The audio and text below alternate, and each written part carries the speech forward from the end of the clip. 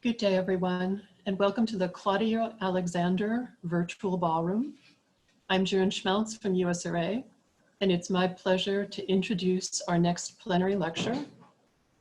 Dr. Dara Norman is the Deputy Director for the Community Science and Data Center at NSF's NOIRLab in Tucson.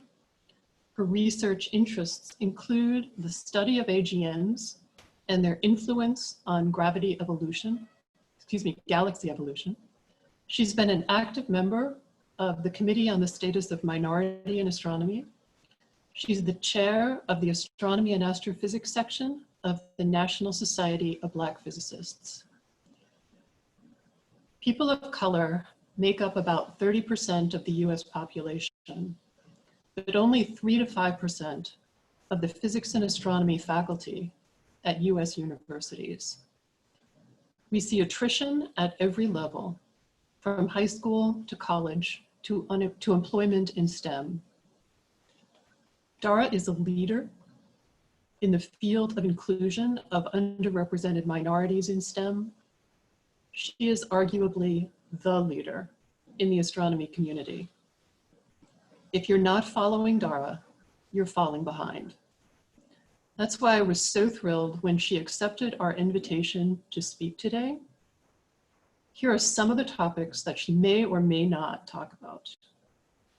Research funding is not tied to progress on inclusion. Scientific leadership is all too often drawn from a narrow group. Discussions of inclusion are always challenging and often shunned.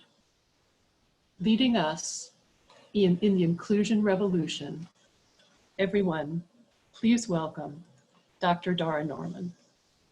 Over to you, Dara. Thank you, Joan. Thanks for that nice introduction. I really appreciate it.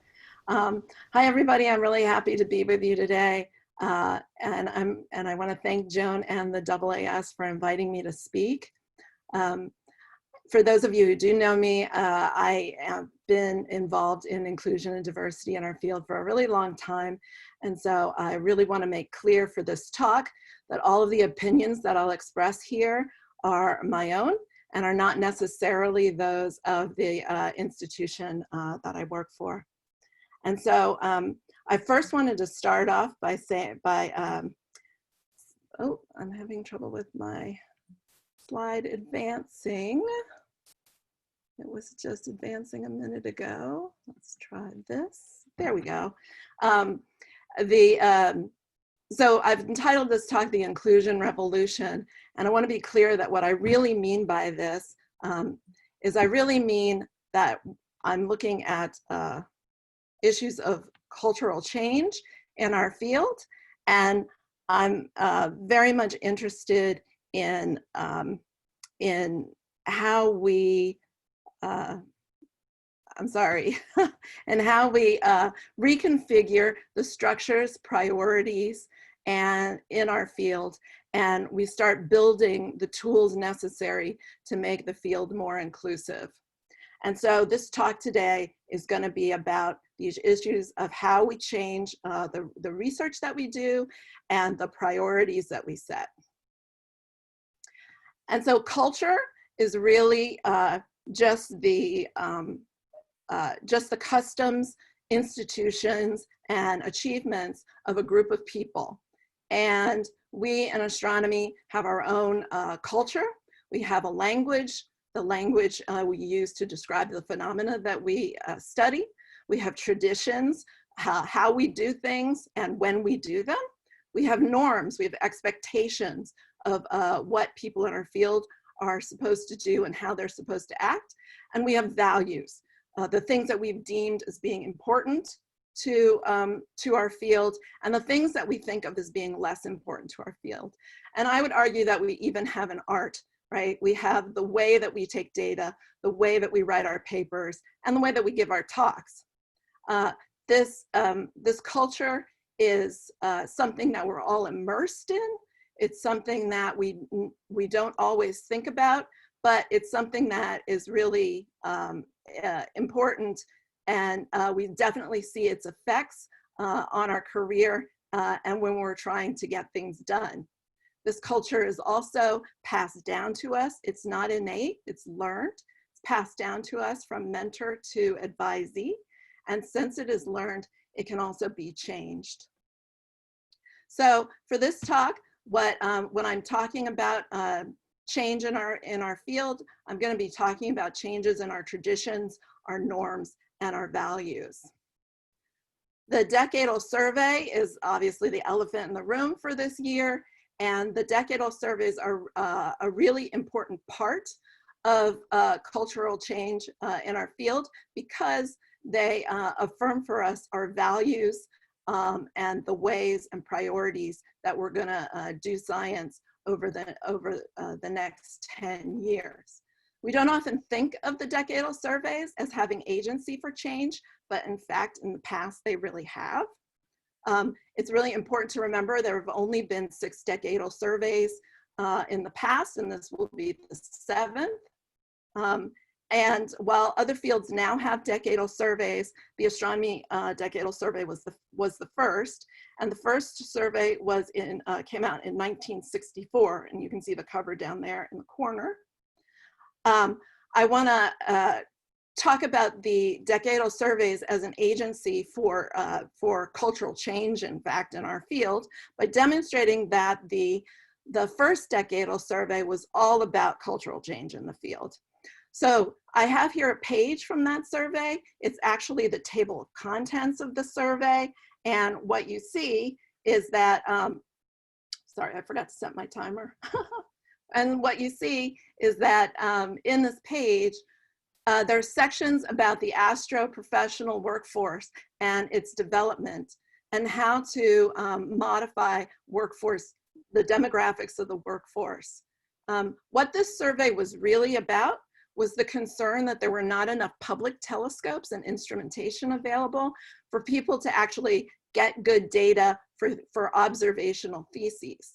And so the recommendation from this survey was actually to build the National Optical and Radio Observatories. And so I think it's really important to recognize that, in fact, this decadal survey was really about enabling and expanding the opportunities for researchers to do their science by providing the tools necessary for them to do it. It really was about a cultural change in how we do science in the field. So don't let anyone tell you that the decadal surveys are not about the workforce, because in fact, the very first one was entirely about the workforce. It is true that this most recent decadal survey has made progress in getting back to its roots by having the statement of task for the panelists ask them to assess the state of the profession, including the workforce and demographics, and also to provide actionable and practical recommendations to the agencies in the community. So it's really good that the decadal survey is getting back to its roots, but let's not pretend that this came without struggle and without people keeping an eye on what happened in the last decadal survey. So over this last decade, there have been a number of people, a number of us who have been working on some of the issues that the last decadal really didn't live up to this idea of supporting a broad and diverse group of researchers to be enabled to get their data.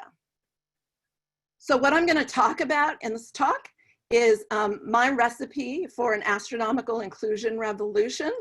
I'm going to talk about some of the ingredients that I see happening and where I think we need to go. I'm going to talk first about recognition of the problem. Then I'm going to move to some informal institutional changes that have happened recently, the ways in which individuals and also collaborations and small groups have really been instituting some change that makes us more inclusive. Then I'm going to move on to talking about formal institutional change and some things that I see we need to do to really move us forward into this idea of cultural change in the field. Oh, while I'm back here, I wanted to say that I have many very tall horses in my stable, and I'm not going to be able to ride them all in 40 minutes. So I'm not going to be able to cover a lot of the things that have happened in the field that are really interesting and innovative. And also, this isn't going to be entirely comprehensive. And also, I'm not going to, this isn't linear, right? So things have been happening in different places and in different parts over time. But I did want to start with the Women in Astronomy movement and meetings where these have been really important actually for talking about the issues of and the problems with our traditions, our norms, and our values. Women are the largest minority in astronomy, and so understanding some of the issues that come up for women has really been important to moving us forward. However, issues that come up for women are not always the same issues or the same concerns that other minority groups have had in the field. And so it's important really to understand that there are differences to how you want to tackle exclusion from the field by other minority groups. And some of that work happened, especially in the 1990s, where different bridge programs and other programs that were designed to bring more minority folks into the pipeline and start moving them up to being astronomers in the field. And so a lot of these programs were actually funded or initially funded through the NSF's PAIR program, the Partners in Astronomy and Astrophysics Research and Education program. And we want to make sure that programs like that continue and continue to fund these, this important work. In 2015, a bunch of us got together to have the Inclusive Astronomy meeting. And the real focus of Inclusive Astronomy in 2015 was this idea of intersection. We wanted to look at the barriers and the solutions to success in astronomy and put out recommendations for really helping to move the field forward as far as inclusion goes. And my part in that meeting was organizing the access to policy, power, and leadership sessions. And my real goal for that, for those sessions, was about giving information, especially to early career folks, you know, the information I wish I had had in my early career about where the pockets of power sit in our field and how we move forward in leadership roles in order to influence those power structures. I want those people to, or the people who understand the problems, to be in the room to help make decisions and move us forward.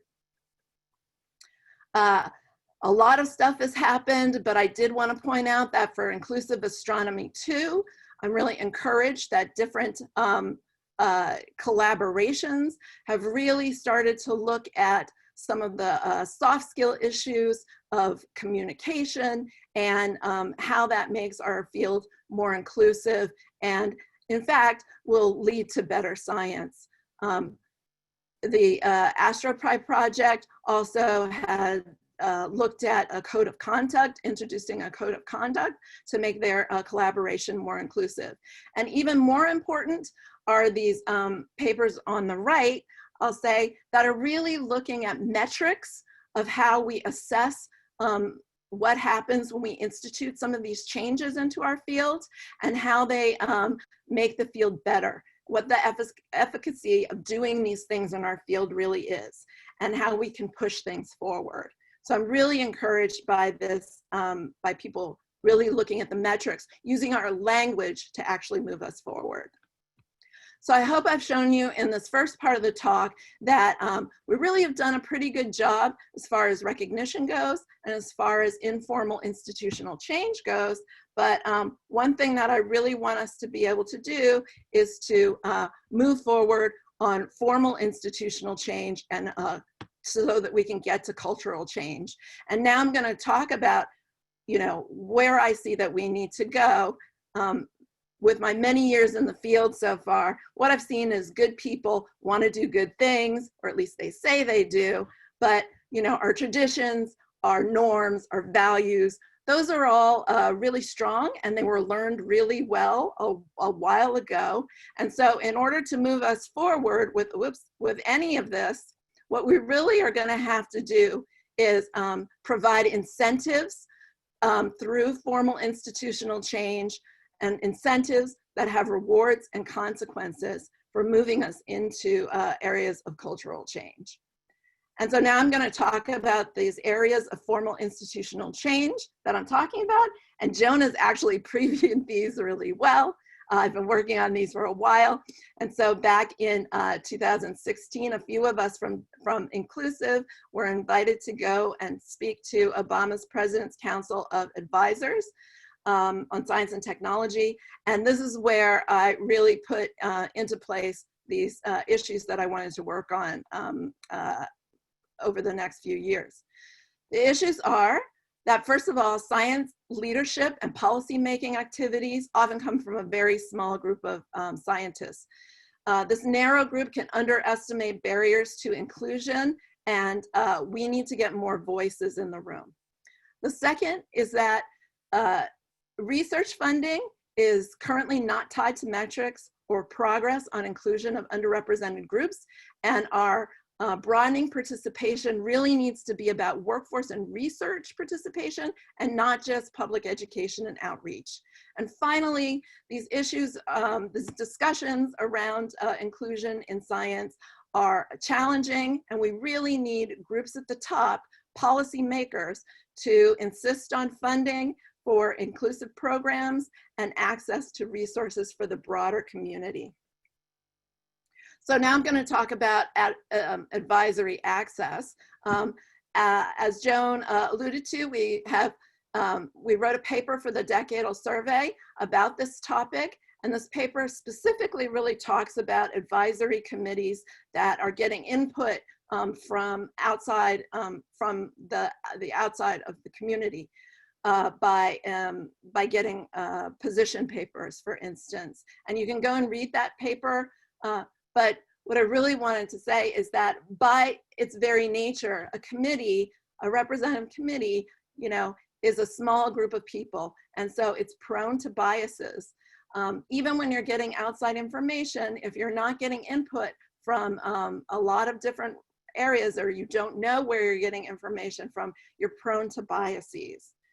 And so there are some axes of expertise and diversity that we're used to having on our committees and on our panels, but there are others, like personal experience in science, that are really important because they really define how you understand the barriers in science, how you see access to resources, and you want to have those voices on your committee because you know, you don't know what you don't know. And I put this quote by Paula Stone Williams, who's a transgender woman.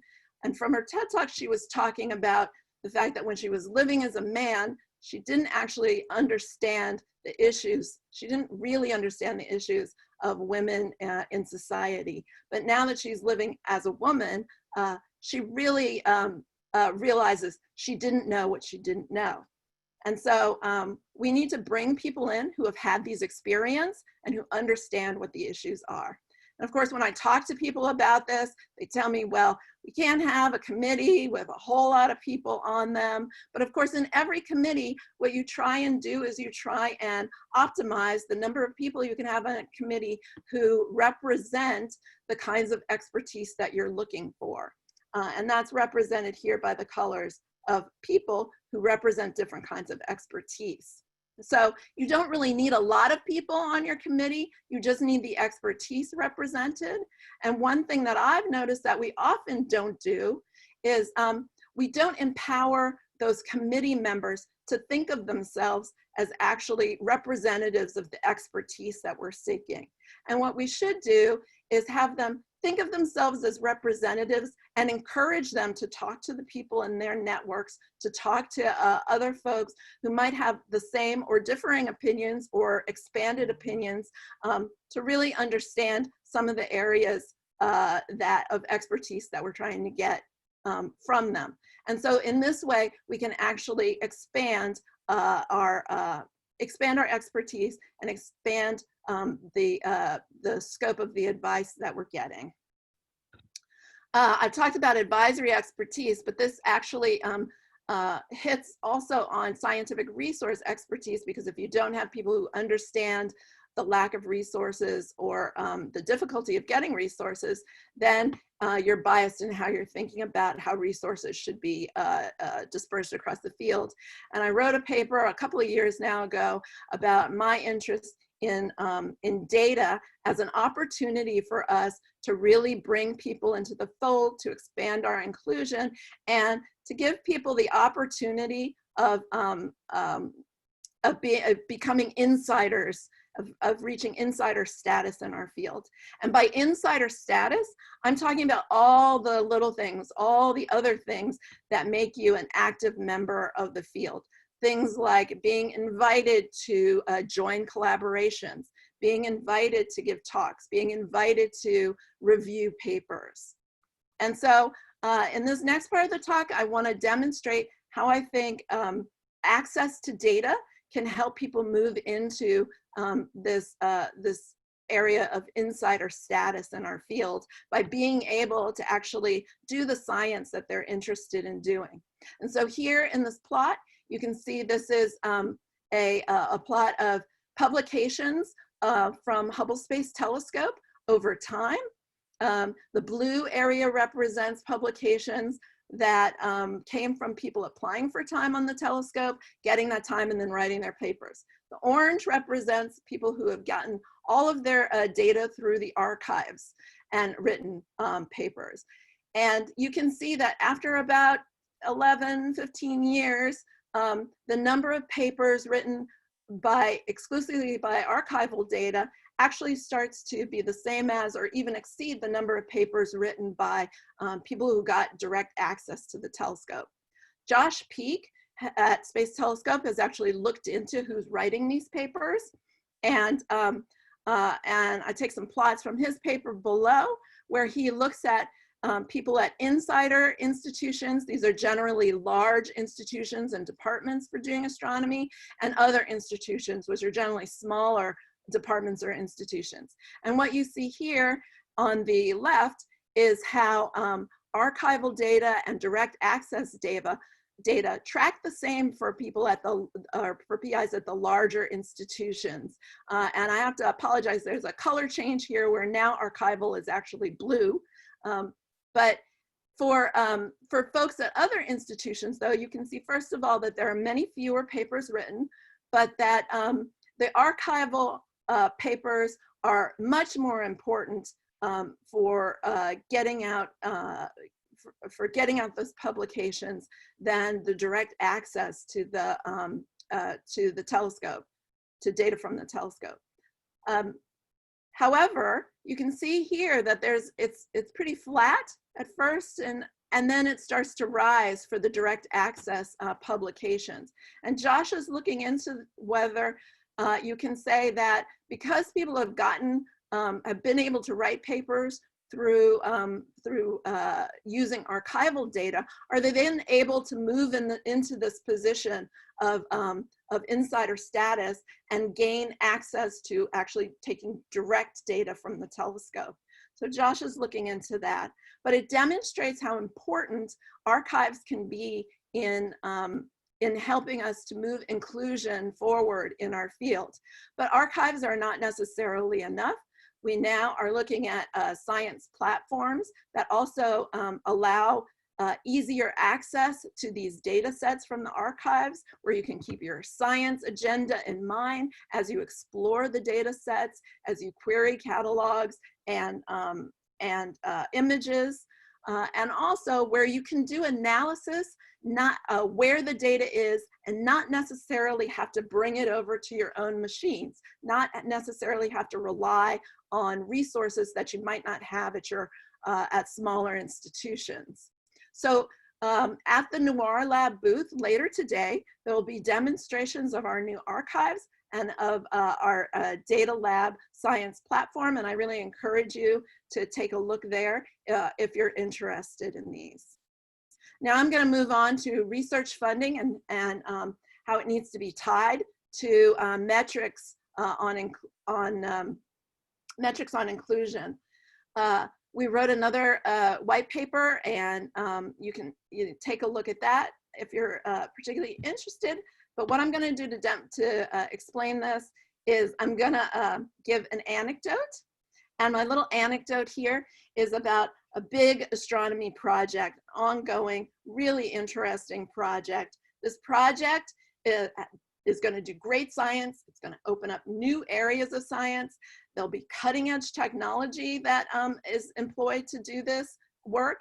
And there'll be innovative methods that are going to have to be in place for this project to really reach its true potential. There's community and collaboration and engagement. And really important, this project has been very interested all along in public, in education and public outreach. And so it's got a great program for that. And also this program had a broadening participation component. And before you roll your eyes at what this might be, it's really actually a very good participation program. It's about pipeline building, where it involved professors at historically Black colleges and universities and their student groups to participate, partnered with a staff member from the Big Astronomy Project. And what's more, those folks were working on technology and science related to, or projects related to, the Big Astronomy Project. And furthermore, it was modeled on a very successful program in another agency. So what happened 10 years, 15 years down the line as the Big Astronomy Project started to progress? Well, when I go to meetings of the Big Astronomy Project, what I see is all these great things happening and being in place, but what I don't see are the folks from that broadening participation program still engaged with this project. And those folks are not there anymore. They faded away. And what happened? Well, what I see is what happened is that that program was never really part of how the Big Astronomy Project did business, right? It was a really nice thing to show. It was a really nice sort of side hustle, but it was never made part of the program. Those students were never integrated into it, and those professors were never really integrated into that community collaboration. And if we're really going to move inclusion in our field forward, we really need to make research inclusion part of what we're doing, and we need to have incentives for projects to really value research inclusion and we need to value it as how we assess scientific merit of these big projects.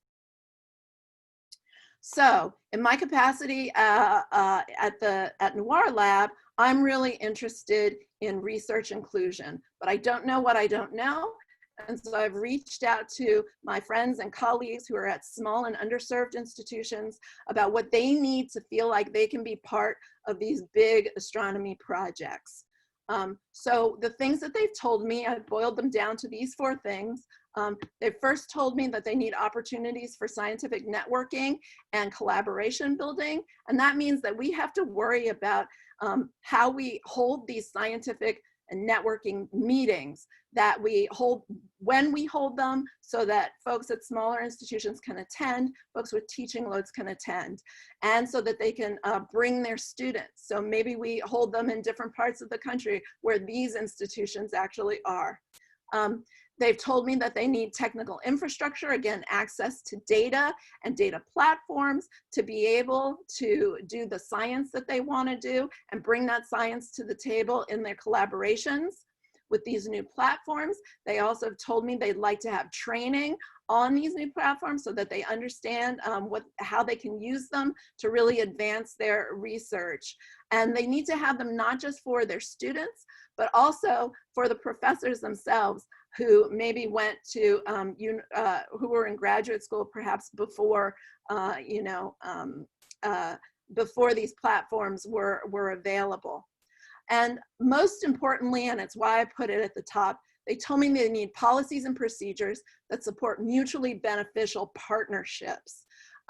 One thing that one of the participants told me is that there are very few incentives for folks in these big projects and at large R1 universities to really work with folks from smaller institutions and underserved institutions. And so I'm interested in trying to put together a toolkit, actually, that looks at the things that we're doing in the community already and tries to understand what things are working, what's the efficacy, how are partnerships and experiments and communication being moved forward so that other people can use them, and especially folks in large collaborations and folks who are at R1, large R1 universities, to partner with folks at smaller schools. But I can't do that on my own. And so I'm hoping to have a position very soon, a 3-year postdoctoral position, to hire someone to help me work on a database, a toolkit of these best practices to look at and design metrics for how we assess how those current practices are going, and to ultimately write these up as policy recommendations for how we assess diversity and inclusion performance in scientific teams. So the ad is not out yet, but my email address is there on the bottom of all of these slides. You can write to me if you want to know more or have information when it does come out. So finally, we need our leaders to be leaders, right? We need these high-level groups to really engage and make sure that and insist on funding for inclusive programs and access to resources. There have been many great ideas that have come forth as part of the decadal survey, and there are a number of position papers written on this that were published by the in the bulletin of the American Astronomical Society. If you want a smaller list of things that are specifically more geared towards diversity and inclusion, you can also take a look at this blog post in the Women in Astronomy blog.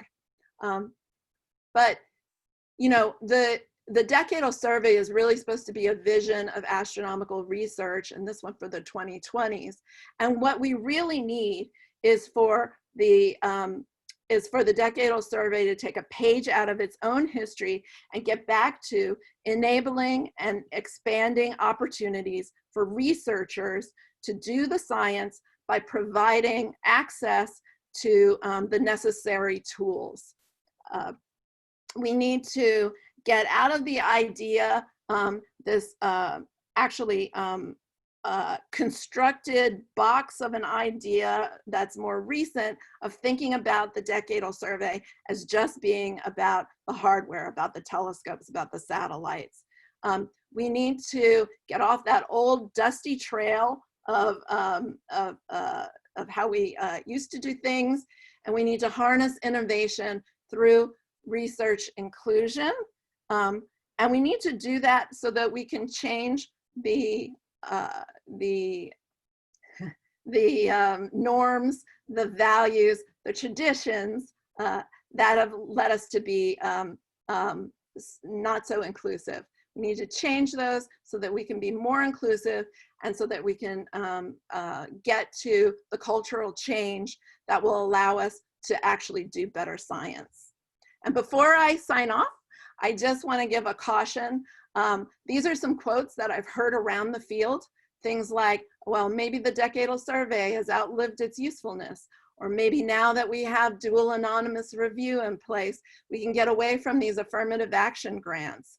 And what I want to say is there are plenty of folks out there who are not interested in this kind of cultural change, and who are really willing to pull up that ladder, or even worse, to let you climb to the top of the ladder, but then make sure that that door is closed and locked when you get there. So we really have to remember that we need to make sure, and we need to push on our institutions, on our faculty, on our agencies to to help us bring about this change by providing resources. And with that, I will say thank you. And remember, the revolution is not simply tweeted. You actually have to go out and make things happen. So thank you very much. And I'll take questions. Thank you so much, Dara. And you managed to finish even before your 5-minute warning. So we do have time for questions, and I see that there are a lot of them. We're going to turn things over to Elizabeth from the AAS Executive Office to read out some questions for you. Go ahead, over to you, Elizabeth. Thank you, Joan and Dara. This is the first question I have for you. The code of conducts were a great step forward, but I find that they are now ubiquitous and not always well thought out. Recycling other code of conduct. Participants are hardly ever required to review them seriously before agreeing, and often, in fact, are not enforced. They may be counterproductive if they make organizers feel like they did something, but are ineffective. What are the best practices to make them more effective? Yeah, so thank you for that question. I agree, code of conduct and all measures, right, are only as good as the actual enforcement of them. And like I said, there need to be consequences, actual consequences and rewards for doing these things and for not doing these things. And as far as code of conduct, they need to be enforced. We need to have people in place who are able to enforce them, and we need to let things not just slide. Certainly, this is going to have to happen at probably a more individual level because it can't be monitored more globally.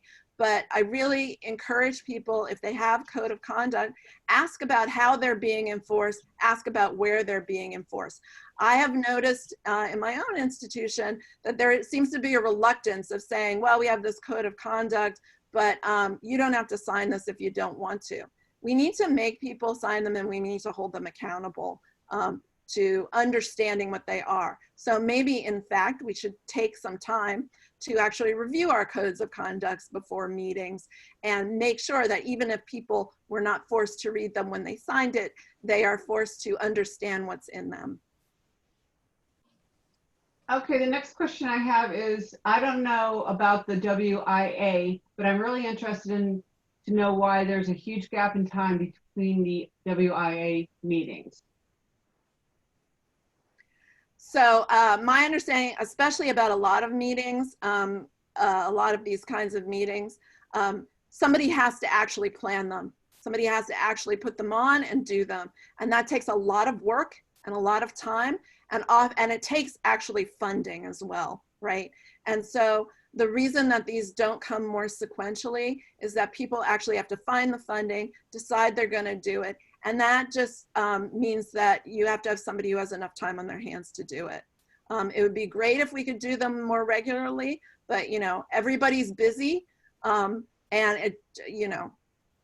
people just have to decide that they want to do them more often. Okay, can you talk a little bit more about the demographics involving the PGRE? Sorry, PGRE. I'm confused about what that is. And I'm not a scientist, so I don't know. Hold on, I'm reading through the chat. Okay, maybe somebody can answer that. Oh, physics GRE. Oh, the physics GRE, thank you. It was funny when you said the letters, it didn't occur to me. Yeah, so the physics GRE. So this is an area, again, where there's been a lot of progress of demonstrating that what the physics GRE correlates with is mostly just the demographics of the folks taking it. It doesn't actually correlate with the ability for people to do good work in graduate school. It's really important that we recognize that, and when we stop using the physics GRE to weed people out of getting to graduate school. And so it's been a barrier to access to graduate school for a number of people. That means we have to replace it with something, and what we should be replacing with it it with is, you know, a more comprehensive overview of who people are and what skills they need to actually get into graduate school. This means a lot more work, right? It's easy to look at a single score and decide yes or no. But in fact, the groups that put out those tests will tell you that that is not how they intended their tests to be used. So we should stop using them that way. Okay, next question is, how do we go about the larger problem of informing senior astronomers who are uneducated about problems surrounding inclusion? It often falls on the shoulders of graduate students or postdocs to speak on these issues. Yeah, so I agree that it often falls on graduate students to speak on these issues, but I'm going to be frank with you.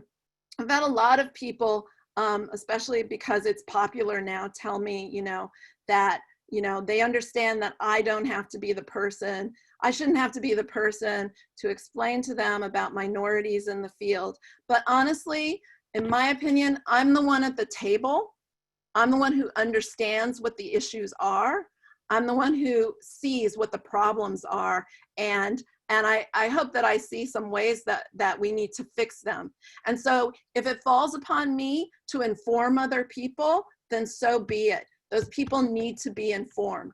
And we need to inform as many people as we can so that those people, people who are allies, who are perhaps older and have been in the field for a while, can actually be the ones to then spread the message. But again, if we don't incentivize them to go out and spread that message, then it's going to be hard to get it across with just graduate students and very early career folks, right? And this is where I see some of the problems. We haven't incentivized people to really take to heart what the issues are and make them part of how we do business and not just part of a side hustle. Thank you. The next question I have, I would really like to hear your perspective. Often underrepresented groups come from lower income backgrounds and thus often do not come out of secondary school straight into four-year institutions, but rather often utilize the community college system. But right now, our astronomy community is really organized around four-year institution and ignore the community college. And thus, many people are left behind without having the experience and inclusiveness of the astronomy community, even if they go to a four-year school and beyond. Yeah, so this is exactly the kind of issue that came up in the 1990s, right, when the bridge programs got started. So I know that now we're talking about community college, but in fact, this was there was a recognition that especially minority students don't necessarily come up through the university system in the way that perhaps more privileged folks do. And so this is why the bridge program started. Perhaps we need opportunities for people in the same way as bridge programs to who are coming up through community colleges. I don't have an answer really for that right now, and because I haven't researched the problem or know what the specific steps would be that we'd need to take, but I take your point, and you might look at how those bridge programs were originally structured, because that's the sort of issue they were actually put in place to try and address. Okay, I'm looking for the next question. Pardon me. The screen keeps jumping up. You have so many questions. I see. There's a lot going on here. Okay, from Joan Najita.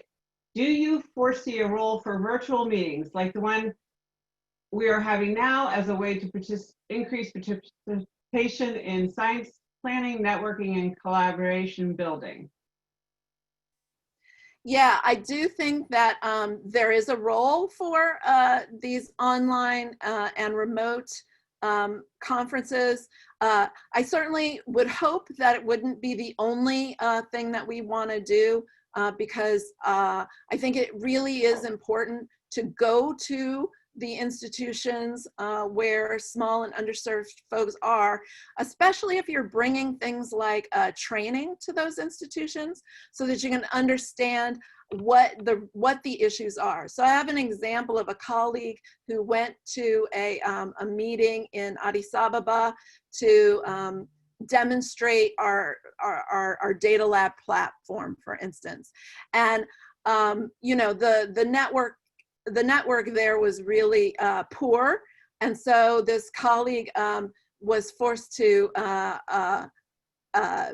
have everybody turn off their cell phones and all their other devices just in order to bring up the data lab screen, right, and get things running on the over the internet.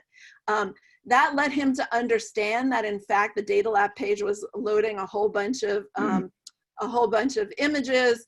And so, you know, somebody at a small institution, even not in Addis Ababa, right? Somebody at a smaller institution who didn't have that bandwidth would have a hard time actually using the data lab. So it can be really informative to actually go to the places where you're trying to bring folks into the field, right? To understand what their barriers are, right? You don't know what you don't know until you actually experience it. And so while I think these kinds of remote meetings can be extremely useful and should be part of our toolkit, I don't think that they should be, you know, that they're the answer to our toolkit. All right, I think we have time for one more question from Brianna Zawazik. I apologize, Brianna. How can we expand the number of background and experiences represented on committees without putting pressure on minoritized individuals to be a part of way too many committees? I think that's an excellent point. Certainly because of the low numbers of minorities who are in the field, it falls on many of us to be part of committees, of many committees, right? And this, again, gets to this idea of empowering your committee members to actually go out and seek information, to explain to them that they might be representative of the kind of information that you're trying to get back, but that doesn't mean that they should consider themselves the sole resource for the committee in getting information and getting ideas. So I think this idea, like I said, of empowering your committee to seek input from other places will help with not having to have minority folks specifically sit on all of those committees, but maybe get their voices into the mix of some of the things that need to happen to empower them to be part of the solution. Well, Dara, I want to thank you again for this wonderful talk, and thanks to Elizabeth for going through the questions for us. I really want to embrace, as an audience member, this expression, I don't know what I don't know. And I think that you said it perfectly, all of these different things, if we could all become better allies, if we could all become more informed, we could all help with our expertise on this issue. But if we don't know what we don't know, then we have to get educated. Thanks again, Dara. Thank you all, and thanks for coming to my talk. Thanks, Joan.